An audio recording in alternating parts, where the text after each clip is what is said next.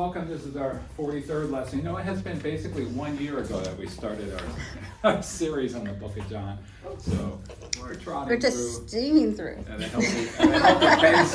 And we managed to do it in what, 10 weeks in our Bible study? We're kind of, we're looking under the rocks and seeing what little gems we find there, so I hope. We need to pump the brakes. Okay, so, Oh, all right. boy. You all joke, but we went to a church and I think it took them 10 years to go through a book. Wow. Yeah. It wasn't Obadiah or something. Yeah, I've heard of Isaiah taking like 5 years in a thing. Yeah. Just depends on your style, I guess. All right, and last week we looked at what was the name of the passage that we looked at? Anybody remember the technical name, the Latin name we usually give to this section of scripture? My notes tell me the pericope adulteri. Pericope adulteri, that's right, Pericope yeah. adulteri. Pericope, like a cut around, something like that, you're extracting it, so to speak. And you can use that just to say any section of verses, you can call it a pericope. But in this case, the adulteri means of the adultery, story of the adultery, basically. All right, that was in John 7:53 to 8:11. I'll just recap a few points from that. And we talked about the challenges to the pericope in the sense of, is it sort of like legitimate? And legitimacy in the sense of regarding this location in the Gospel of John, it seems to be somewhat interruptive to the storyline of the Feast of Tabernacles. Certain terms or words are not used by John anywhere else. Scribes, for instance, or the Mount of Olives, it just seems to be located in just this one text here. The setting description seems to be a little bit kind of strange. It's basically the atmosphere given at this Feast of Tabernacles with a lot of contention going on at the feast. And also the Greek language differs a little sharply from the style John typically uses. The text does not appear in the early manuscripts. That's more medieval later on that it appears. And none of the early church fathers discussed it. It seems better fit in the synoptic gospels just in terms of the way it reads. And also some challenge its canonicity, whether it's really legitimate in the scriptures because of its apparent leniency to adultery, but that's not true, but it's just how you can look at it in that way. But it's not to say John didn't write it and that its current location is not correct. We don't fully know. So we just leave it as is and just go with it. As Esther told me, just go with it, Poppy. All right, so we walked through the passage and discussed it. Saw that Jesus did not come to make judgments during his first advent. He was not going to be a magistrate and say, my judgment is here. That's left to the earthly magistrates. We could consider the Old Testament witness requirements. For a crime, you had to bring 2 or 3 witnesses. We studied the malicious witness passage of Exodus 23:1. We saw the Pharisees, their hypocrisy in the whole event. Certainly they didn't bother to bring the man in. And we saw the predicament that Jesus was put in. So quickly, what was the predicament, the dilemma? If he had said, go ahead, stone her, go ahead, what would be the problem there? It was against the Moses law. Well, it was supported Moses' law in that sense, right? It was the Romans. The Roman law, right? But on the other hand, what would the relationship be to them, the common people? It was about mercy. Yeah, exactly. He had a message of compassion, forgiveness, and all. And especially when he looked at the idea of where he said, tax collectors and prostitutes will get to heaven before the Pharisees and so forth like that. So he was so forgiving of them. And here's this one woman, one who had a case of adultery, and he's going to stone her. So the message has been totally inconsistent with what he was proclaiming. But if on the other hand he said, no, don't you dare stone her, what would have been the problem there? It would have been going against the Mosaic. Exactly right. Yeah, exactly. So they said, well, you're supposed to be sinless and supportive of the law and so forth. So he'd be kind of a law breaker. So it was inconsistent either way. You'd be looking at it, right? So they figured, we got him now. But of course, Jesus, what was his famous word that he said? What did he say? He who is without sin cast the first stone. Exactly, and that just, he's doodling, and of course he's drawing in the sand, and they pressure him, come on, we want an answer. Let him who is among you without sin be the first to cast a stone. And so that, of course, they all leave following that, and presumably Jesus is left with her alone, but probably in the midst of the crowd that is at the temple that we find. So we looked at that and we said, this verse is kind of like sort of abused or misused by a lot of people in the sense of, is my excuse, well, are you sinless, for consequences of crime that somebody has committed. So anyway, all the accusers, they leave from the oldest to the youngest, and it's just striking that we don't know anything else that happened to him. We don't know her name, don't know, he doesn't sort of like, it's just sort of simple thing. He doesn't talk about anything else but just, sin no more kind of a thing. So interesting that it is in here. But it just shows his grace and mercy that we wouldn't even have the story, that it'd be something that'd be missing from the gospel if we didn't have it, And as I said, every film about Jesus' life, you better have this story in there. It's just part of the fabric, it seems like. All right, so we have some new faces in the class. Abigail and Adam and Abby back here, and others, Larry and Janet, you weren't with us at the start of the series. So just to go over a couple things, and that'll help us also as we study on today. When we looked at the purpose of John's gospel, and there's sort of a purpose statement in it. Anybody know where that is? Remember where that is? Chapter 21. John 20. Yeah, 20, okay. 20, in verses 30 to 31. And I didn't bother to put that up. Let me just read it, okay? Now Jesus did many other signs in the presence of the disciples, which are not written in this book. But these are written so that you may believe that Jesus is the Christ, the Son of God, and that by believing you may have life in his name. No other book has that clear of a concise purpose statement, I think, than simply the Gospel of John. If you could sum up the Gospel of John in one word, what would it be? Believe. Believe. It would be believe. But as part of John's argument is to establish the identity of Jesus, to show he is the Son of God, right, in Christ. So this identity concern about who Jesus is brought up numerous times in the Gospel of John. We strongly identified in John chapter 5, where he's going through all this argumentation about his unity with the Father and the purpose there. But it also figures kind of prominently in the chapter that we're in right now, John chapter 8. We'll get to that shortly. So from 2 weeks ago, we looking at the Feast of Tabernacles. Jesus had said that those believing in him from their heart would flow rivers of living water. You remember that? And the Pharisees were frustrated that nobody seemed to be able to arrest Jesus. He's just out there talking. It's just this divine restraint that nobody could come up and take him down. Nicodemus suggested that the Jews, the Pharisees and all, that they just hear him out. Just listen to what maybe he's got something to say. And they were like, no way, are you one of them too? Are you a Jesus sympathizer? So they pounced on him and said, had there even been a prophet coming from Galilee? And they said, well, actually there were several. So today's reading, I'm just going to start because I want to emphasize a few words here. John 8:12 through 14, that's our text for today. We start with, again, Jesus spoke to them saying, I am the light of the world. Whoever follows me will not walk in darkness, but will have the light of life. So the Pharisees said to him, you are bearing witness about yourself. Your testimony is not true. Jesus answered, even if I do bear witness about myself, my testimony is true. For I know where I came from and where I am going. But you do not know where I came from or where I am going. So we begin with this sort of audacious, this really bold claim of Jesus saying, I am the light of the world. That's pretty big statement to say, right? I mean, it also reflects, again, his other claims that were kind of, I don't want to say wow, but bold in the sense of, I am the bread of life. And look at that discourse in John chapter 5. He basically told Nicodemus, I'm God's gift of salvation. Hey, come on, baby. And so the authority of Jesus' testimony is going to be questioned again. That's what we're going to look at.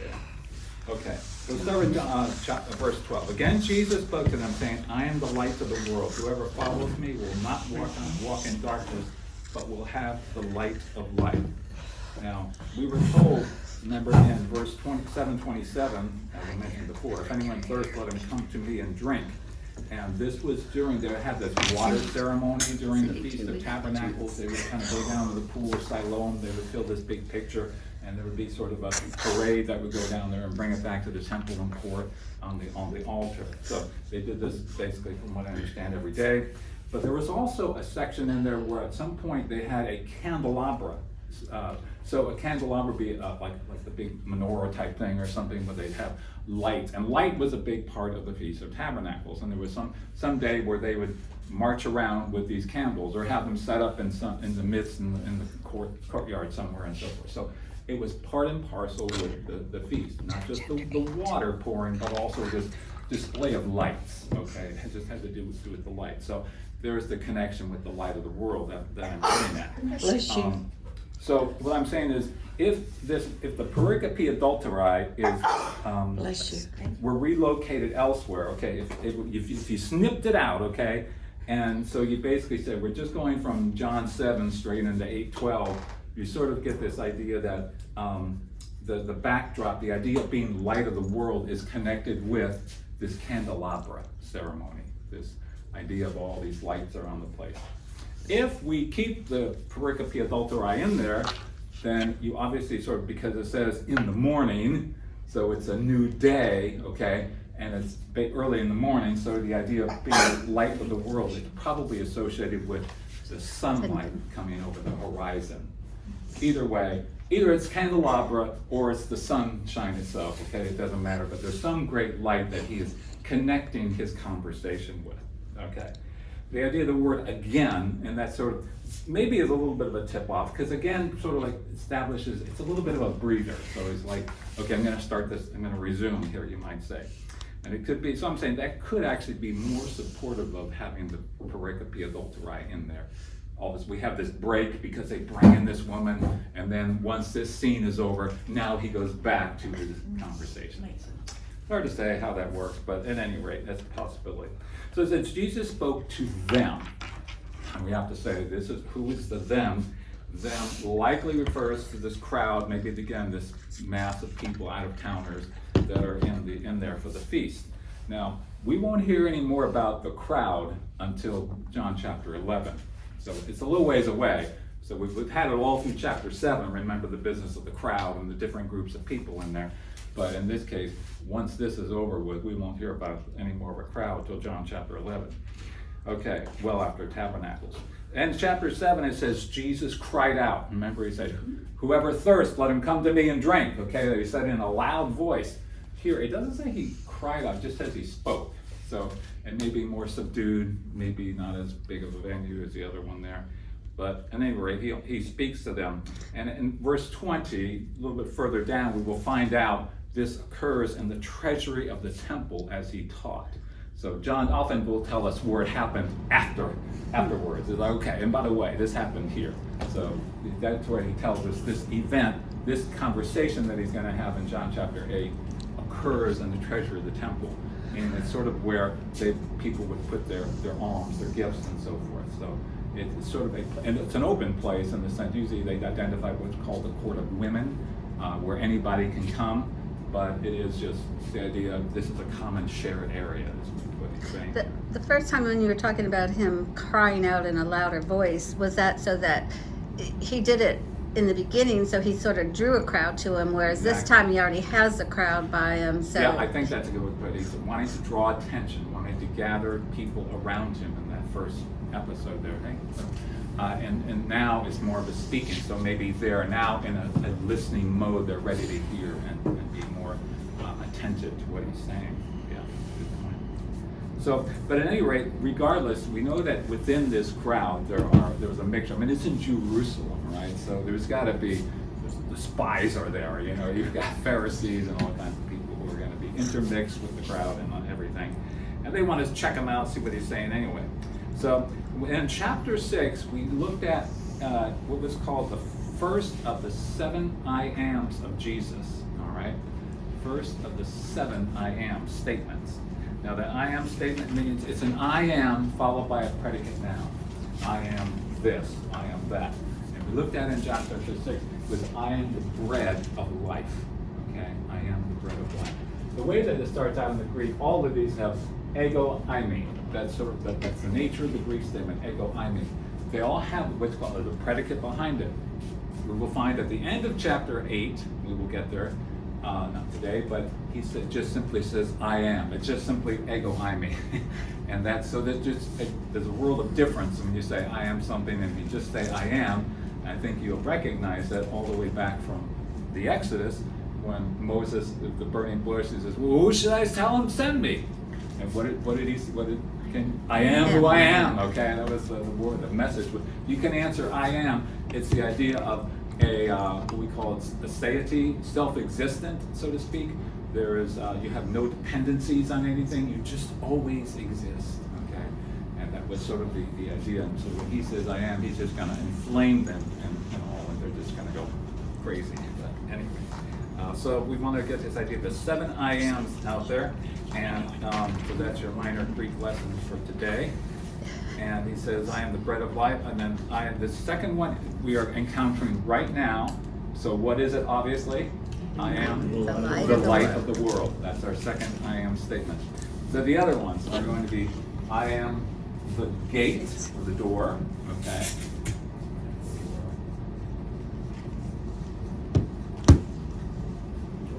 Okay, and he's talking about the sheepfold, if you remember the context of that. All right, and then I am the Good shepherd. good shepherd. Obviously referring also to sheepfold. And then he says in John chapter 11, he's talking to Martha. Anybody remember what he says? I am the resurrection and the the life. resurrection and the life.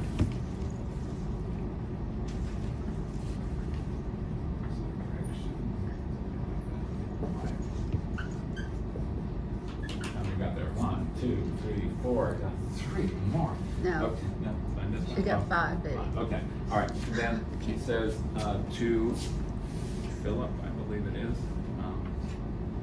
What does he say to him? When he says, Lord, show us the Father. And what does Jesus say?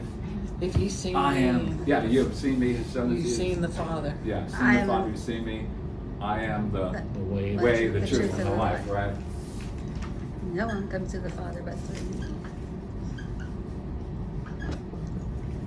And then finally, also in John chapter 15, he's talking about to his disciples, Yeah, I'm the true vine. I am the true vine. And he also says, I am the vine. So either way, I am the true vine. So these are the 7 I ams of Jesus.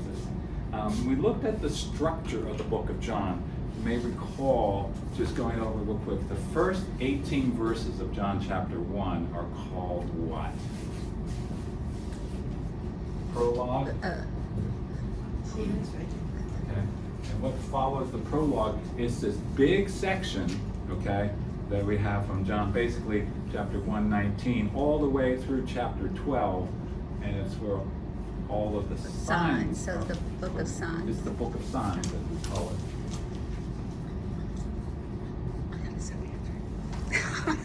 I already know the answers. I'm starting to write like the mathematical gem. Book of signs. All right, and then the next section from 13 to 18, which is basically the upper room sort of discourse in there, is it's usually called the Book of Glory or the Farewell Instructions. Either way, people give it different names. And then the Passion and Resurrection is the 19 and 20. Resurrection story. And then the epilogue is chapter 21. So that's how it is broken down roughly. View of that. And then lastly, real quick, we said there were 7 I am statements in the book of John. How many signs are there in the book of John? I'd go with 7. Say that. I want to go with 7. 7. You are right. You are right. You are. Okay. 7 times 7. All It right. only made sense. You're quite, it's a magic number, right? All right, so we Especially with the look way at he the book asked of it. signs. We look at the signs. What was the first sign that Jesus performed? The wine. Turning the wine, water into wine at the wedding, right? Okay, and what chapter was that? 2. Okay. We looked at the next sign. Anybody remember? You're when the official son. Or Yeah, the nobleman's woman's son, correct. And that would be John chapter 4. Four? Okay, all right. Oh, that's, He has the notes. Yeah, I have my notes. Otherwise, he I'll put 'em wouldn't away. I'll remember make it- either. Fair. What was the next sign? The pool of Bethesda. Say again? Is it the Yes, pool you're of- right. The healing of the invalid, the pool of Bethesda, John chapter 5. Okay. You got halfway. Okay. And then what would be the next sign? Feeding of the 5,000. You remember, I usually do this like mnemonic 4, 5, and 6. Okay. 4th sign, feeding of the 5,000, John chapter 6. Okay. That's the middle of the signs. Feeding of the 5,000. Okay. Then what follows pretty much immediately after that? Walking on water, which is in the same chapter. Okay. John chapter 6. And then what am I on? John chapter 7, 6th sign. The 6th invalid? sign. Sorry. the invalid? The invalid, that No, was. that was Seth here. That was Bethesda. Oh, Healing of the blind man, Okay, exactly that's right, Okay, and that's okay. going to be in chapter 9. That's also kind of connected to the idea of being the light of the world. There's a connection with that. Okay, and then the last and final sign, that is Lazarus.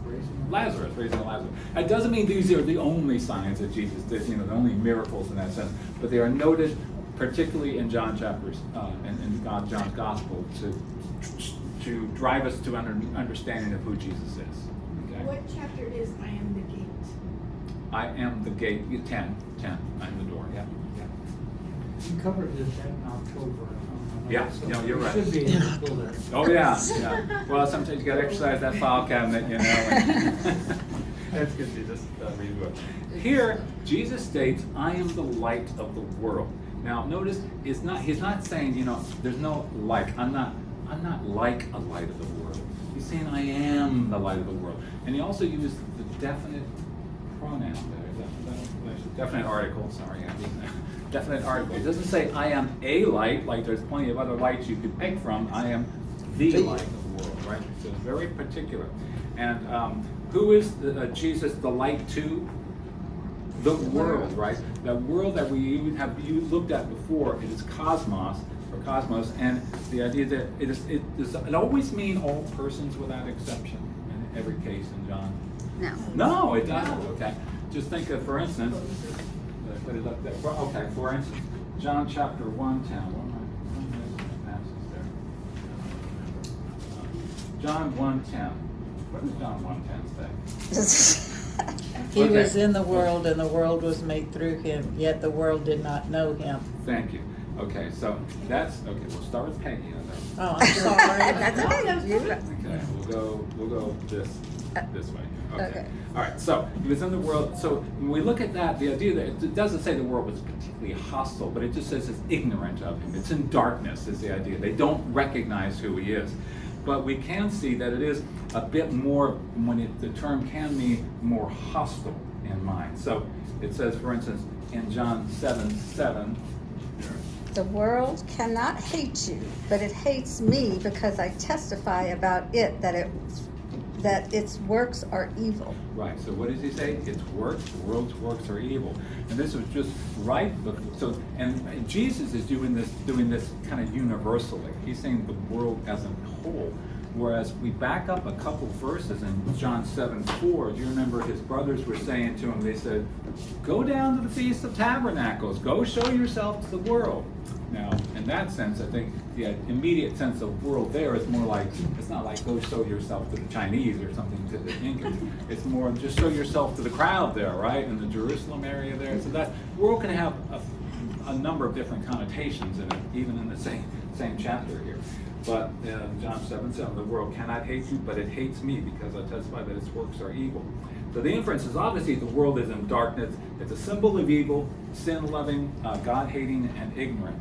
And the ultimate sense, that's representative of all of mankind, whether we like to think of ourselves as being really nice, sweet people, ultimately, compared to who God is. We have an evil bent in us, right? And that would be the meaning here in 8:12 when he says he is the light of the world. He's looking at light as and we look at light. Is light, the subject light, the word light, is that kind of an important theme or item in the scriptures? Absolutely. Absolutely It's is the right. opposite of darkness. Yes, exactly right. So where will we find this idea of light, the subject of it, in the scriptures? Where might we first turn to? Genesis 1:3. I don't have Good enough. job, You Larry. guys are geniuses. Yeah, and, okay, you have that, like? And God said, let there be light, and there was light. And this is interesting because you figure in Genesis 1:1, it just says, in the beginning, God created the heavens. He didn't speak it. This is the very first words that we have of God speaking into creation, okay? It didn't speak into the earth being made. It was, let there be light. Just kind of an interesting thing there about the idea of light and its connection, the importance here. Now, how So- come you don't have anything about Revelation in there, where he's the only light we're going to have? I No, I'm just. well, it would be so long, the string of verses, so I have to limit, I have to Okay. curtail it, okay? Okay. All right, so, but thank you for bringing that up. Yeah, I'm not saying it sarcastically, I'm not. He knows he's being recorded. But this motif of light, it is really scattered throughout the scriptures and a number of various places. Certainly in the Old Testament, it's going to explode in the New Testament. But let's say we even look at, for instance, Exodus 13:21. And the Lord went before them by day in a pillar of cloud to lead them along the way, and by night in a pillar of fire to give them light, that they might travel by day and by night. So we see this being able to travel, being able to move forward. The idea of light is given to them, right, to the fire, the pillar of fire. Perhaps we can also associate it with the Shekinah glory. I didn't put this on the board, but the idea meant in 1 Kings 8:16, the dedication of the temple by Solomon, and the priests, they couldn't even go inside the temple area because the glory of God, it says, was so present there. And I get the idea to me is it's just so dazzling, so bright and brilliant, you just can't handle it. So in Psalm 27:1, let's see if any tests your memory. Anybody remember what Psalm 27:1 says about the Lord is my light and my salvation? Very good. So whom shall I fear, right? And in Psalm 119, 105, for you Awana people, maybe Abby, I'm going to test you on this. Psalm 119, 105, does that bring up to your memory? Okay, I'll start you off. Your word. Oh, it's a light to my, as a lamp to my feet and a light to my path. Exactly right. To my heart. A lamp to my feet, light to my path. And certainly it's a prophetic theme. When we look at in Isaiah 9:1-2, who is next, Bill? But there will be no gloom for her who is in anguish. In the former time, he brought into contempt the land of Zebulun and the land of Naphtali. But in the latter time, he has made glorious the way of the sea, the land beyond the Jordan, Galilee of the nations. The people who walked in darkness have seen a great light. Those who dwelt in a land of deep darkness, on them has light shone. Right. Now, it speaks of it like in the past tense, you notice they have seen it. I think that's called what we call proleptic language. Means it's speaking to something as if it has already occurred, even though it hasn't yet. For instance, if I said, I met my wife in college, that doesn't mean I was married to her in college. It just means, that she is going to become my wife. This is where I met her. She then later became my wife. So it'd be something kind of like that kind of language. So the idea there is that they walked in darkness. Those who dwell on the land, they have seen the great light has shone. And the light of salvation was meant for more than Israel and Galilee. If we look at 49:6, John or Laura? He says, it is too small it is too small a thing for you to be my servant, to restore the tribes of Jacob and bring back those of Israel I have kept. I will also make you a light for the Gentiles, that you may bring my salvation to the ends of the earth. Yeah, the particular context is where he's talking about the servant of the Lord, which would be Jesus, ultimately, is who it's picturing here. And he said, it's not enough that this is just for Israel, okay? He says, this is a light for the nations, that my salvation may reach to the end of the earth. So just prophesying about the ministry of Jesus. The light theme really explodes in the New Testament passages. Jesus being the light into the soul. In Matthew, it kind of fulfills what we looked at in Isaiah 9. Matthew 4:13-16. John? Leaving Nazareth, he went and lived in Capernaum, which is by the lake, in the area of Zebulun and Naphtali, to fulfill what was said through the prophet Isaiah. The land of Zebulun and the land of Naphtali by the sea, along the Jordan, Galilee of the Gentiles. The people living in darkness have seen a great light. On those living in the land of the shadow of death, the light has dawned. Right, so this, he's saying, this now fulfills what Isaiah prophesied when Jesus' ministry was brought to them, okay? This great light. And Jesus, of course, testifying, I am the light of the world. John 1:4-9, we also see an element of this light of the world aspect. Stephanie, I guess your name? Oh, I'm sorry. John what? John 1:4-9. 4 through 9. Okay. In him was life, and the life was the light of men. The light shines in the darkness, and the darkness has not overcome it. There was a man sent from God whose name was John. He came as a witness to bear witness about the light, that all might believe through him. He was not the light, but came to bear witness about the light.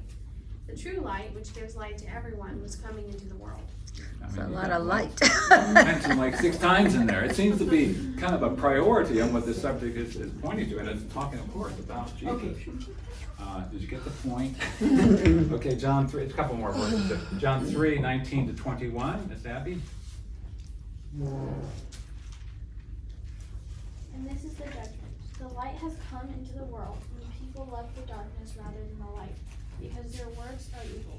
For everyone who does wicked things hates the light, and does not come to the light, lest his work should be exposed. But whoever does what is true comes to the light, so that he may be clearly seen that his works have been carried out to God. Right, so again, more emphasis than John. He's sort of just adding more fuel to this understanding of light and how important it is. And it's contrasting with darkness and ultimately evil and sin and so forth. 1 John 1:5, 1 John 1:5.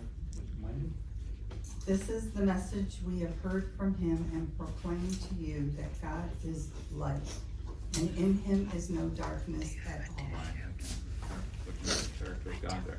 And finally, Adam, if you have 1 Timothy 6:16. Who alone is immortal, and who lives in unapproachable light, whom no one has seen or can see. To him be honor and eternal power. Right, this unapproachable light. The description is referring to Christ, of course. There were multiple others we could have brought up, like the Transfiguration passages in Matthew 17, Revelation passages in 1:16, Jesus' face shining like the sun in full strength. So I think we covered it enough there. The light of the world, the idea of it, what does it provide? It says it provides the light of life, right? Interesting. And so I look at that as light, the kind of light that Jesus provides produces life. Light produces life. And we just think that even in the natural world, okay? I mean, how important is sunlight to everything that lives on this planet, okay? All the biological life that we know of. I mean, unless you are a fungus or a deep sea kind of creature or something like that, bacteria down in the deep sea vents or something, you go, or vampire, you stay away from the light, right? But ultimately, all biological life requires sunlight in some way or whatever. And so, verse 8:12, it is the manifestation of John 1:4, and in him was life, and the life was the light of men. In John 12:46, I have come as light into the world, so that everyone who believes in me would not remain in darkness. These are Jesus' words here, okay? Saying, getting ready on his way to go to the cross.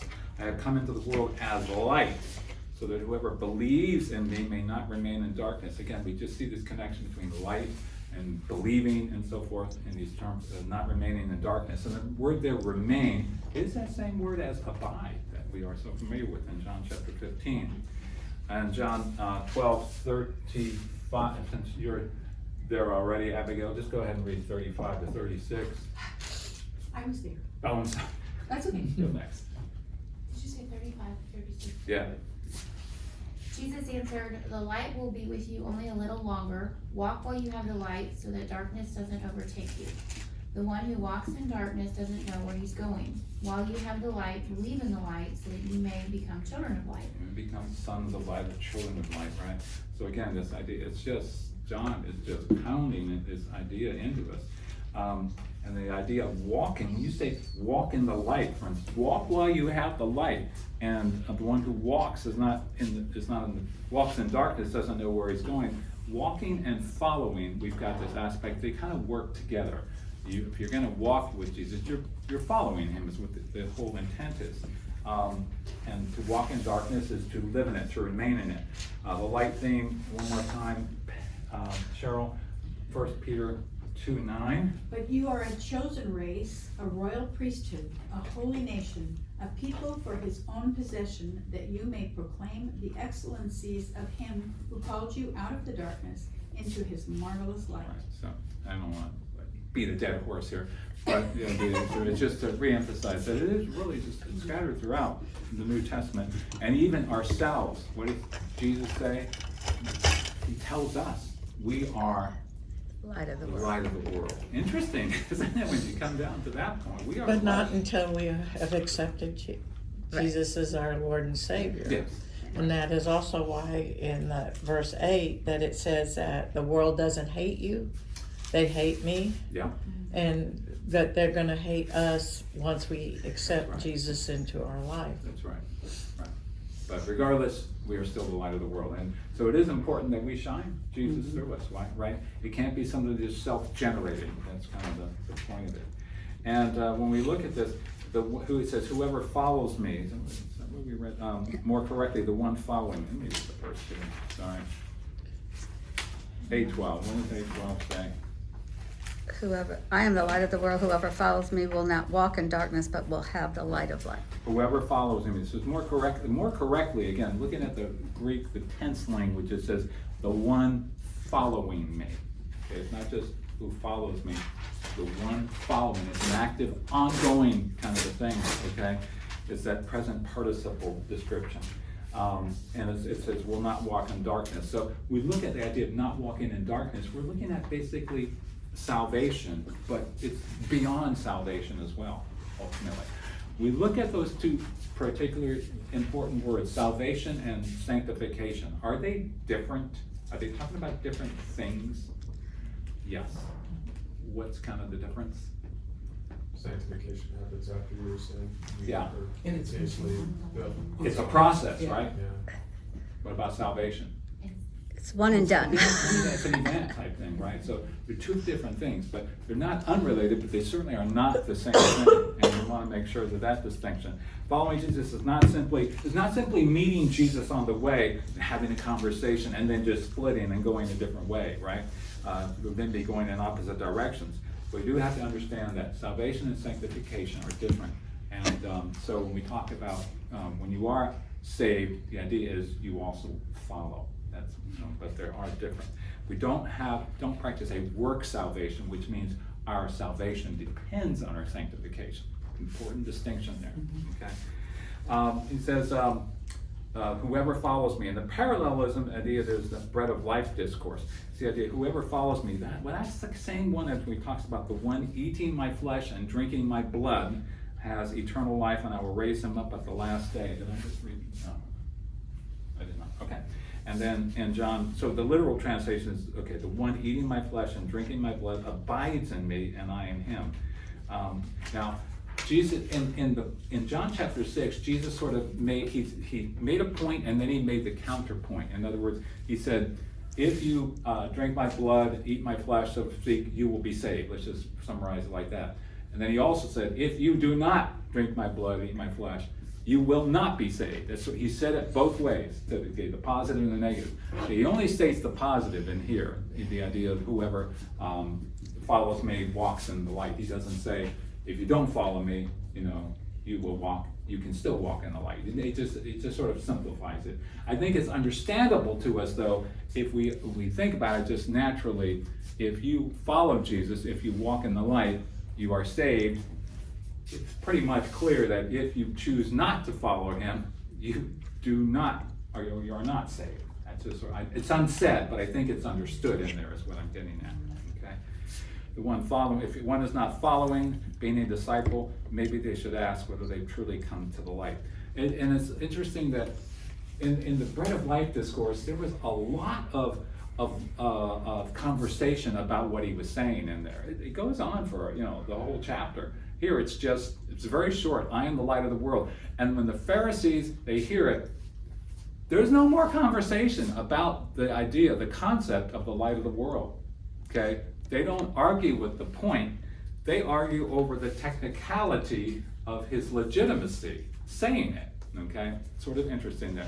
But they don't say, you got some chutzpah, man, saying, you're the light of the world. Let's discuss this sort of thing. They just say, what do they say to him? Could you substitute there if you are not called to follow?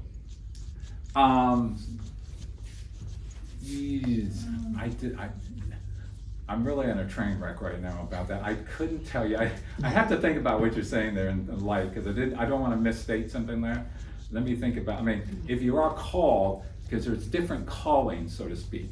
Okay, there's the effective call and there's a call to all, so to speak. So if you are called, you are going to come, basically. You are going to walk in the light. I guess if I can simplify it in that sense, Bill, that's what I would say right now. But I wouldn't go into too much detail. That's how I understand it. So the Pharisees are definitely understanding what he's talking about too, that what he's referring to and why, this is so important. They are, but they don't want to discuss it. They want to curtail that discussion, and they're just going to go straight to more of a legal challenge, okay, to what he's saying. In the sense of, so it says in verse 13, so the Pharisees said to them, you are bearing witness about yourself, your testimony is not true. So he has made this grandiose statement, I am the light of the world, whoever follows me will have the light of life, and so forth. And instead they just said, well, you can't say that about yourself, you need another witness. It's what they're saying, okay? So your testimony, you can't just claim yourself as the only witness. So they were totally disinterested in what he's saying. It's sort of like, you remember back in John chapter 5 when the guy was healed, okay? The invalid got healed. What was the big issue with them? And he did it on the Sabbath. Exactly. How could he do this? This terrible thing he did. It was a wonderful thing, but they did it on the Sabbath day. That was the whole thing. So it just shows their twisted mind. I think that an important aspect of the Pharisees and the Sadducees that we modern readers tend to miss, and I think it diminishes Christ's intelligence and ability to handle the situation, is they were not idiots. They actually knew exactly what they were doing. They had strategy behind it. They didn't want to legitimize anything that he was saying, and so they used technicalities intentionally because they were intelligent on how to handle it. Because they were gifted debaters, gifted negotiators, and they saw something and they just didn't want to deal with that. Right. It's like, we don't want to legitimize anything he's saying. Right. Let's focus on the legality. That's a good way. I think, you see that in courtroom cases and so forth today, of course. Yeah, exactly. Good point there. Yeah. It was probably part of their strategy. They were thinking there. Just cut them off, just focus on something else, right? Mm-hmm. So the idea there was that, where was I here? Okay, the Pharisees, they just want to bring up this technicality, because they're thinking of like 18 months earlier at the healing of the invalid guy, where Jesus said something. Cindy, my turn. Go ahead. If I testify about myself, my testimony is not valid. So they're using Jesus' words against them. This is Jesus speaking. If I testify using only myself, my words are not valid. Well, here you go, Jesus. Listen to this, what you just said. See? Kind of thing.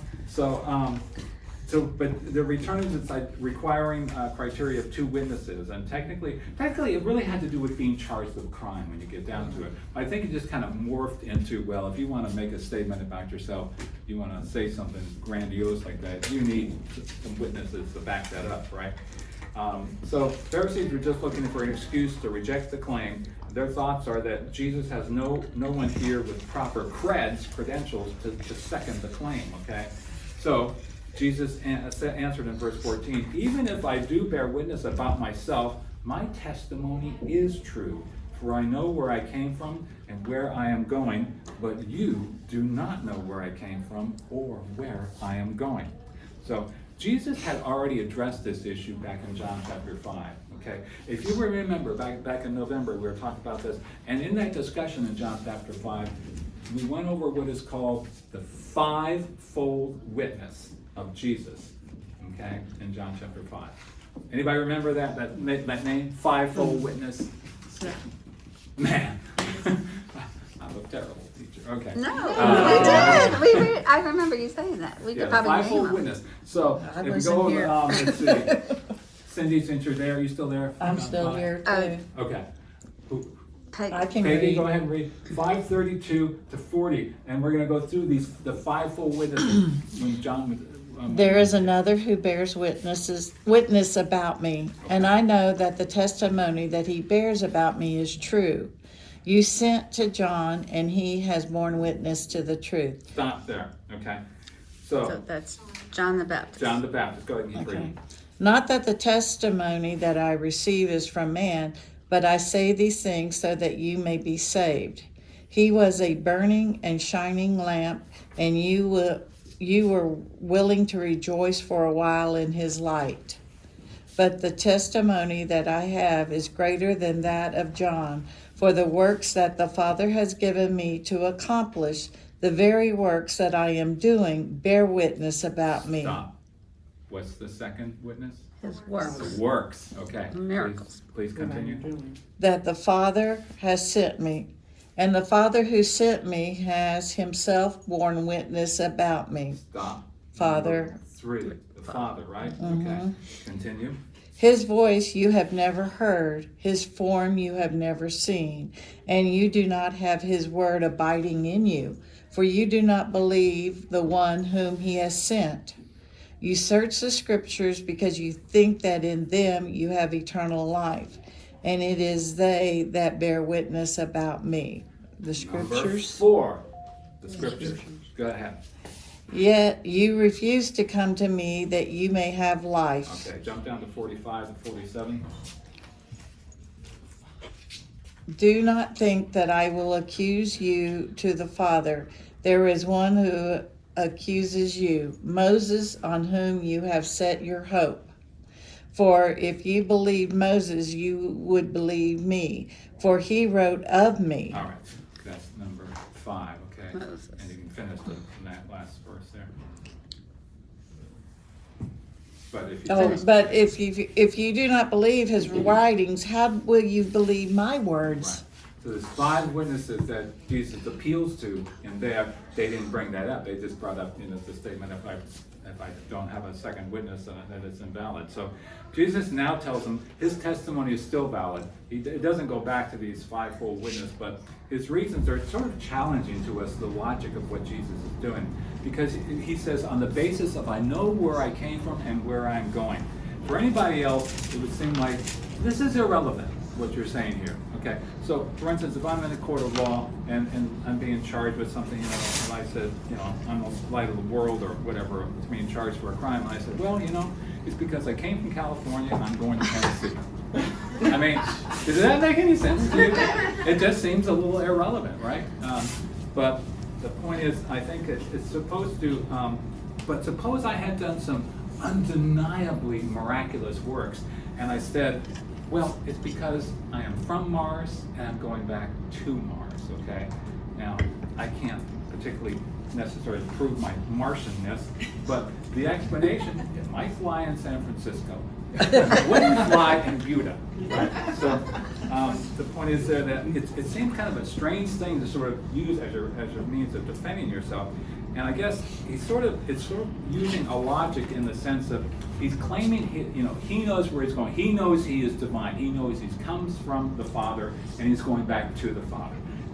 But they can't understand it. I think had he sort of said, gee whiz, I'm just blatantly in front of them, I am God, so to speak, which he will sort of do at the end of the chapter, it just would have gotten things off track at that point.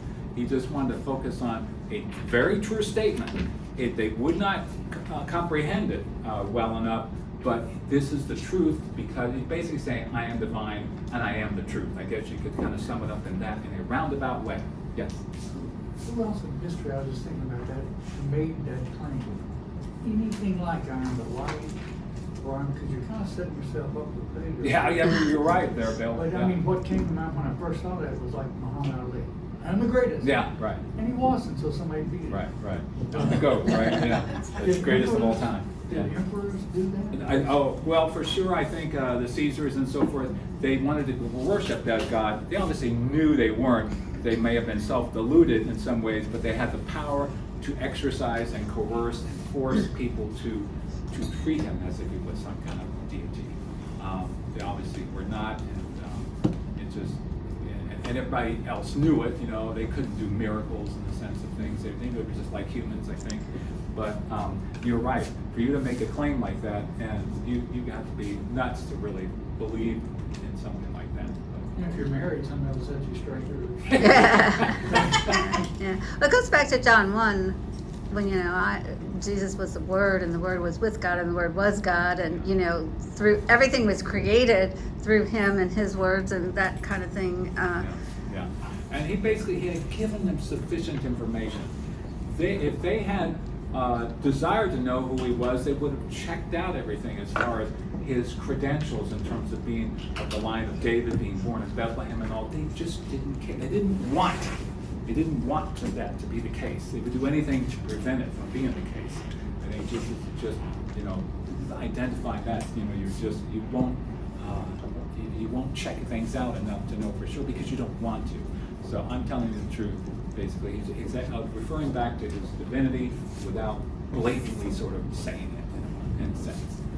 They don't deserve to know the truth any more than that. All right, so that's wanted to get that covered and go on from there. Any questions or comments? You are a good teacher. Oh, well. Don't be saying that anymore.